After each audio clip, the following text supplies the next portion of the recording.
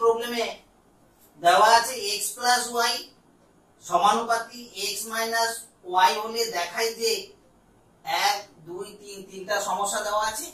তিনটা সমস্যার সমাধান করতে আমি কিন্তু এখানে তিনটা সমস্যার সমাধান করব না। কিভাবে আমরা একটা অঙ্কের সমাধান করব, বাকি দুটো একই নিয়মে সমাধান করা যাবে। দেখা যাক অঙ্কগুলো কিভাবে সমাধান করা যায়।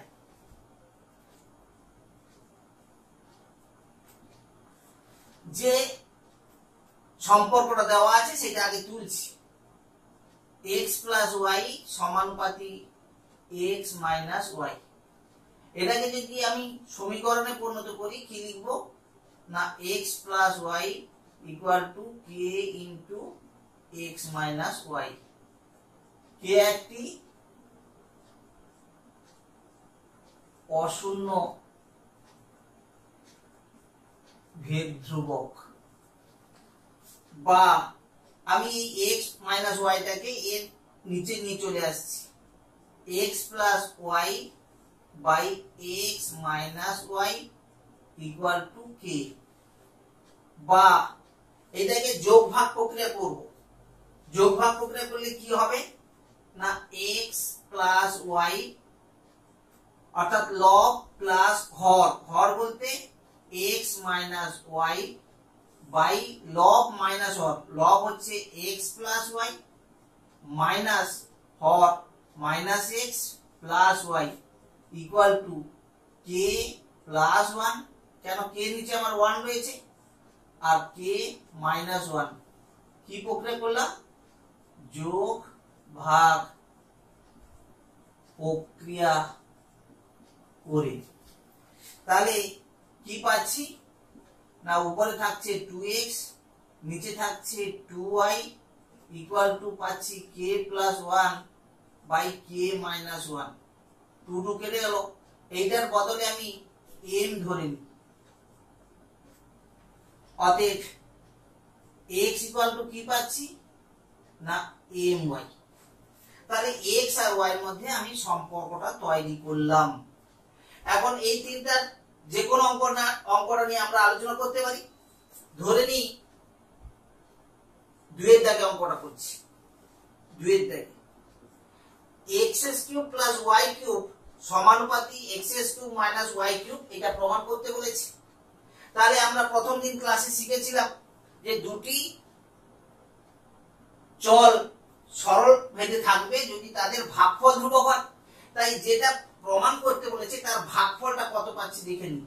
এখন দিয়ে শুরু করব। এখন x³ plus y³ by x³ minus y³ সমান কত না, x এর মান আমি জানি my, তাহলে x³ এর জায়গায় কত হবে না m³ y³ plus y³ by m³ y³ minus y³ equal to y³ যদি কমন নিয়ে নিই তাহলে থাকবে কত m³ plus 1 by y³ common নিলে m³ মাইনাস 1।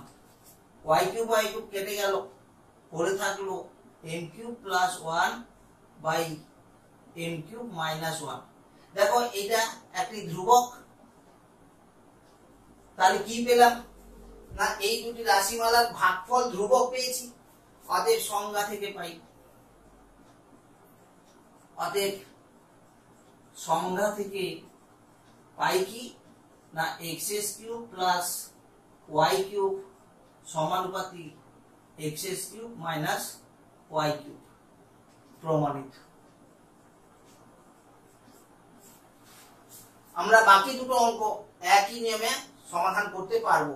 অর্থাৎ প্রত্যেকটা অঙ্কের ক্ষেত্রে এই দুটো অংশ কমন, অর্থাৎ x আর y এর মধ্যে সম্পর্ক সম্পর্ক বের করব প্রথমে, তারপরে যে দুটোর মধ্যে সরল ভেদ সম্পর্ক বের করতে বলেছে তাদের ভাগফলটা ধ্রুবক প্রমাণ করে দেব। তাহলে সংজ্ঞা অনুযায়ী আমরা তাহলে x³ plus y³ সমানুপাতি x³ minus y³ যেমন প্রমাণ করলাম প্রত্যেকটা অঙ্ক প্রমাণিত হবে। নেক্সট দেখো 7 এর দাগে যে অঙ্কটা রয়েছে এই অঙ্কটা হুবহু 6 এর দাগের 1 এর দাগের অঙ্কের উল্টোটা।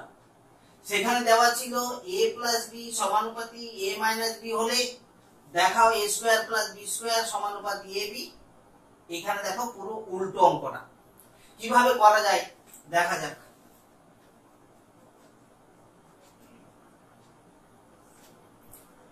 a square plus b square সমানুপাতি ab। এইটাকে যদি সমীকরণে লিখি কি লিখবো না a square plus b square equal to k into ab। k একটি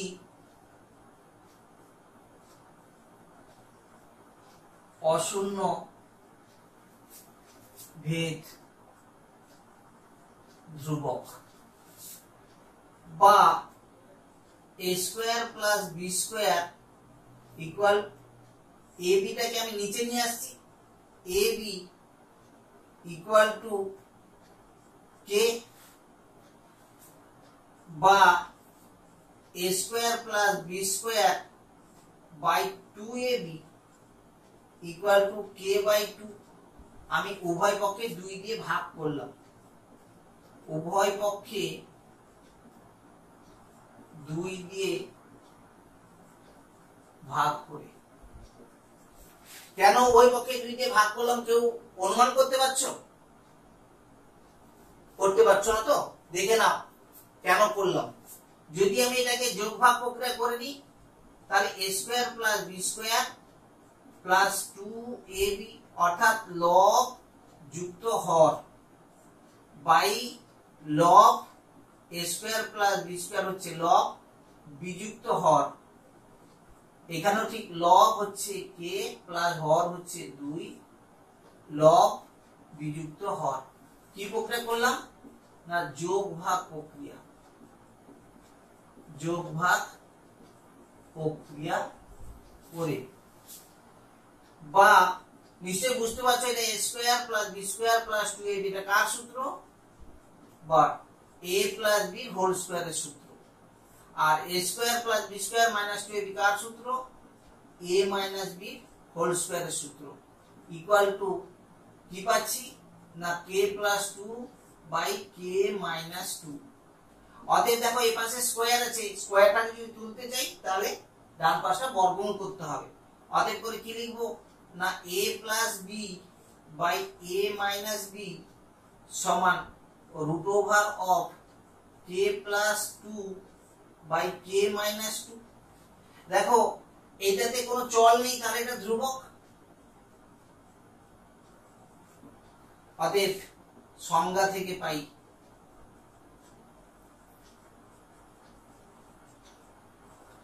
a প্লাস b সমানুপাতি a মাইনাস b। আমাকে এটা প্রমাণ করতে দেওয়া ছিল, প্রমাণিত হয়ে গেল।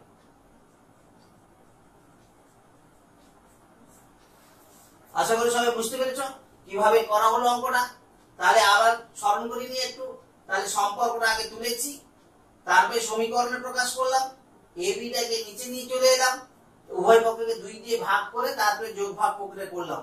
2 দিয়ে ভাগ করলাম এই জন্যই যে 2ab পেলাম, তাহলে a স্কয়ার প্লাস b স্কয়ারের সঙ্গে আমরা জানি 2ab যোগ করলে প্লাসের সূত্র হবে, আর যখন বিয়োগ করি মাইনাসের সূত্র হবে।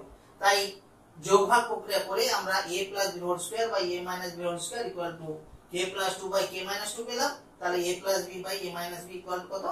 Root over of k plus 2 by k minus 2। তাহলে এটা একটা ধ্রুবক। তাহলে সংজ্ঞা থেকে আমরা কি পেয়েছিলাম না দুটি চলের ভাগফল যদি ধ্রুবক হয় তাহলে সরলভেদ থাকবে, দুটোর ভাগফল ধ্রুবক হয়েছে, অতএব a প্লাস b সমানুপাতি a মাইনাস b প্রমাণিত। একই রকম ভাবে 7 এর দাগে যে 2 এর অঙ্কটা রয়েছে একই নিয়মে তোমরা সমাধান করতে পারবে। নেক্সট দেখে নি বইয়ের 12 দাগে প্রবলেমটা আমি বলে তুলেছি। x ডেসিমিটার গভীর কূপ খনন করার জন্য মোট ব্যয়ের এক অংশ x এর সঙ্গে সরলভেদে এবং অপর অংশ x স্কয়ার সঙ্গে সরলভেদে পরিবর্তিত হয়। যদি 100 ডেসিমিটার ও 200 ডেসিমিটার কূপ খননে যথাক্রমে 5000 টাকা ও 12000 টাকা খরচ হয়, তবে 250 ডেসিমিটার গভীর কূপ খননে কত ব্যয় হবে হিসাব করি। তাহলে অঙ্কটা কিভাবে সমাধান করা যায় দেখা যাক। তাহলে কূপ খননে মোট যে ব্যয় হয়, মোট কত ব্যয় হয় জানি না, ধরে নিতে পারি যে কূপ খননে সমাধানটা এইভাবে করব আমরা। মনে করি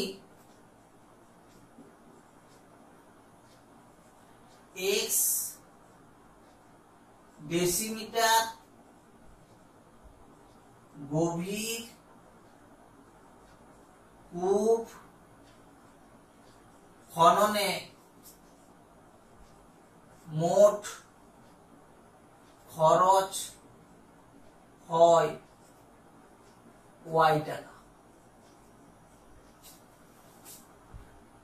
মনে করি x ডেসিমিটার গভীর কূপ খননে মোট খরচ হয় y টাকা, যেখানে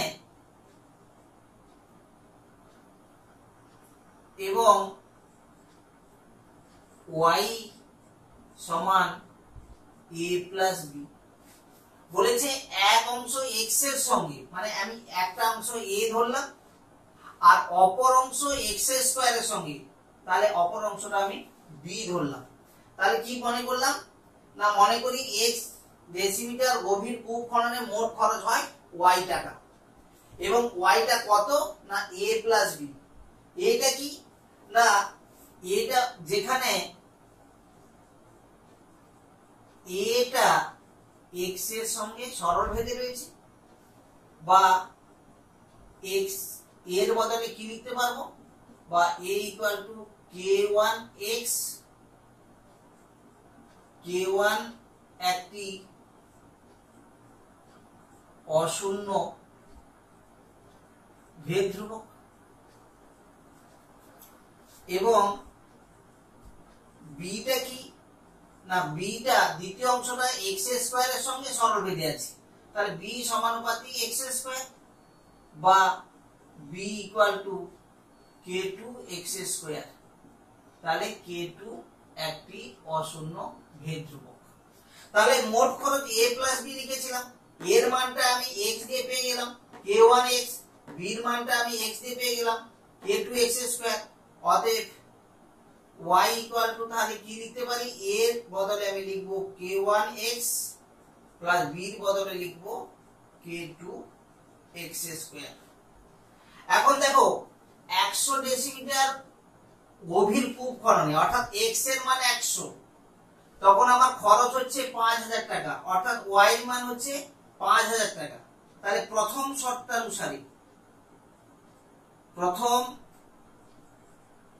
শর্তানুসারে x ইকুয়াল টু 100 এবং y ইকুয়াল টু 5000 বসিয়ে পাই কি পাচ্ছি না, x এর জায়গায় 100 বসাবো, অর্থাৎ k1 into 100 plus k2 into 100 এর স্কয়ার ইকুয়াল টু y টা আমি ডান পাশে নিয়ে নিয়েছি 5000। দেখো প্রত্যেকটা 100 এর গুণিতক আছে, 100 দিয়ে যদি ভাগ করে দিই তাহলে আমি পাচ্ছি k1 plus 100 k2 equal to 50। এটা আমার কাছে 1 নম্বর সমীকরণ। আর দ্বিতীয় শর্তানুসারে কি পাচ্ছি,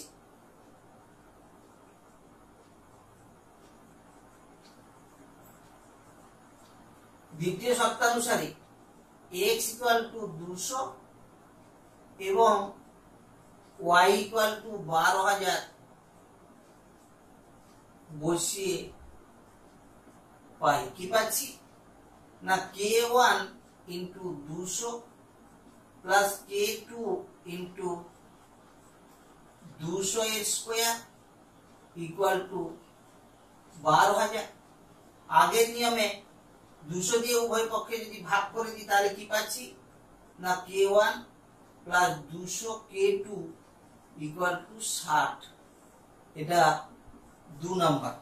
তাহলে দুটো সমীকরণ কি পেলাম, প্রথম সমীকরণটা পেয়েছি k1 plus 100 k2 equal to 50, আর দ্বিতীয় সমীকরণ পেলাম k1 plus 200 k2 equal to 60।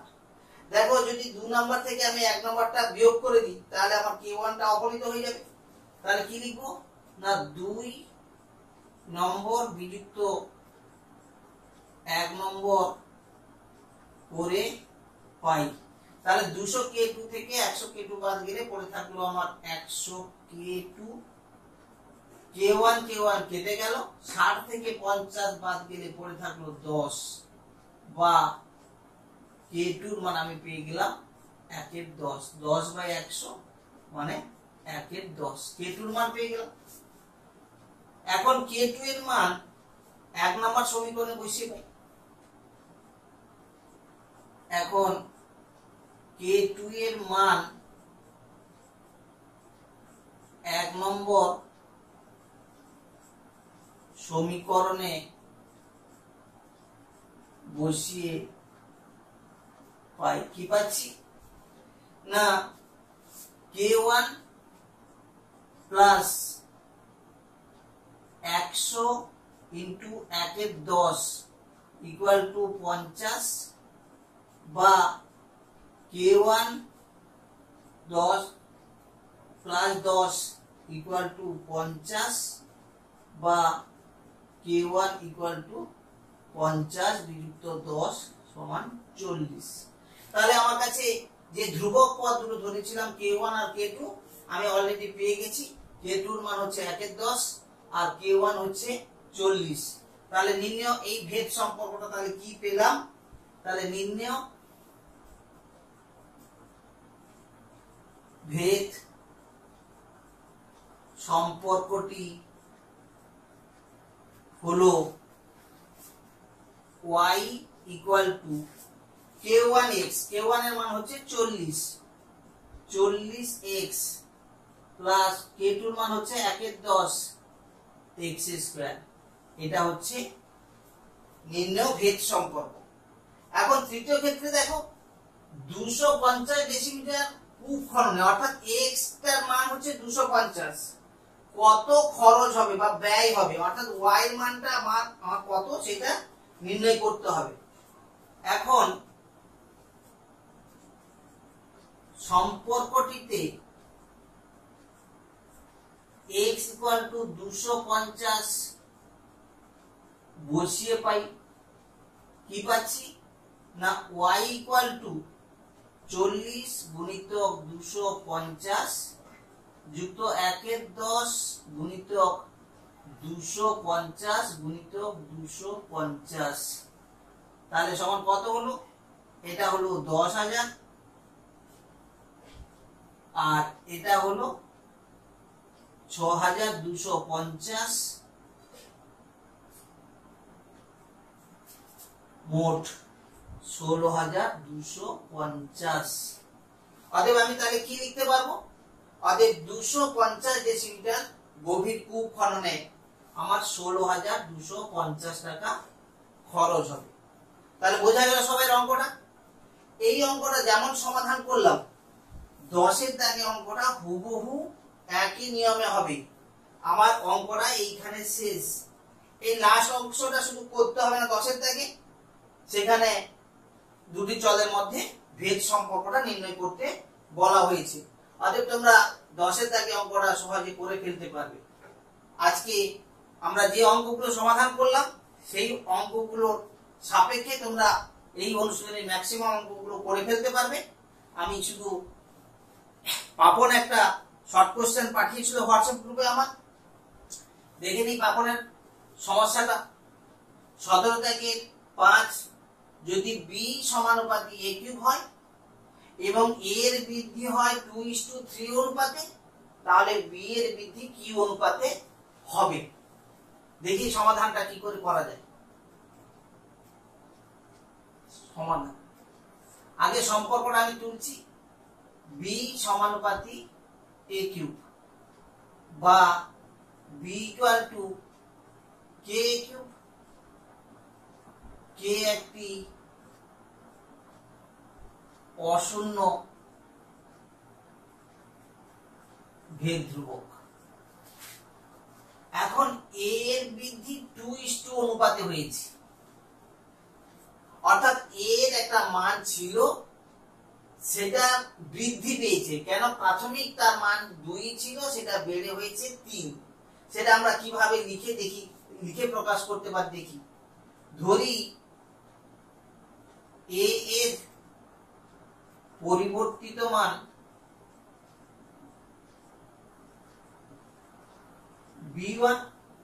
a1 এবং b এর মানটা পরিবর্তিত মানটা যদি এখানে পুট করি তাহলে b এর মানটাও তাহলে পরিবর্তিত হবে। তাহলে b এর পরিবর্তিত মান আমি b1 ধরলাম। এখন শর্তানুসারে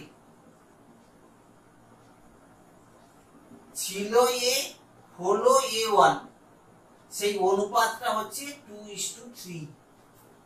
অতএব a1 এর মানটা কত? না a1 = 3a/2, অর্থাৎ দ্বিতীয় পদ সমান প্রথম গুণিতক চতুর্থ বাই তৃতীয়। তাহলে a1 টা হচ্ছে 3a/2। তাহলে b এর পরিবর্তিত মান b1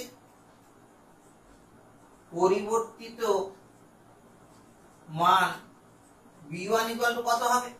না b1 টা হবে এর পরিবর্তিত মান বসাকে, অর্থাৎ k ঠিক থাকলো, এর পরিবর্তিত মান হচ্ছে a1। তাহলে a1³ সমান কত? k * a1 এর জায়গায় আমি বসাবো 3a/2 এর কিউব সমান k * 27a³/8। তাহলে দেখো b এর মানটা ছিল এইটা, b1 এর মানটা পেলাম এইটা। অতএব b/b1 সমান কত? k * a³ k * 27a³/8। কে কাটলো, a³ কাটলো, = 8:27। অতএব b এর বৃদ্ধি হবে 8:27 অনুপাতে। আশা করি সবাই বুঝতে পেরেছো। তোমরা আজকে যতগুলো অঙ্ক আলোচনা হলো সেগুলো বুঝে বইয়ের অন্যান্য অঙ্কগুলো সব শেষ করো। আমরা পরের দিন নতুন চ্যাপ্টার শুরু করব। সবাই ভালো থাকবে।